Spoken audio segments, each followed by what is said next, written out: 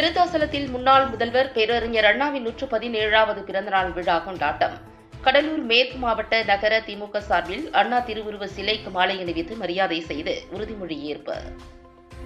தமிழக முன்னாள் முதலமைச்சர் பேரறிஞர் அண்ணாவின் 117வது பிறந்தநாள் விழாவினையொட்டி கடலூர் மேற்கு மாவட்ட திமுக 152 விருத்தாசலம் சட்டமன்ற தொகுதி உறுப்பினர்கள் உறுதிமொழி ஏற்பு விழா நடைபெற்றது.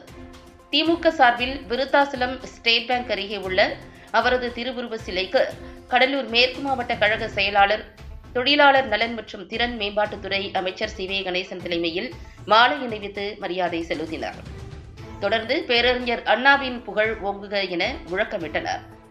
ஓரணியில் தமிழ்நாடு, மத்திய அரசின் தொகுதி மறுசீரமைப்பு, நீட் தேர்வு, வாக்கு திருட்டு, பள்ளி கல்விக்கு தர வேண்டிய நிதியை கேட்டும் தமிழ்நாட்டின் விவசாயிகள், தொழிலாளர்கள், மாணவர்கள் ஆகியோரை காக்கவும் தமிழ்நாடு போராடும், தமிழ்நாடு ஸ்டாலின் தலைமையில் வெல்லும், தமிழ்நாட்டை தலைகுனிய விடமாட்டோம் என உறுதிமொழி ஏற்றனர். பின்பு பொதுமக்களுக்கு இனிப்புகள் வழங்கினர்.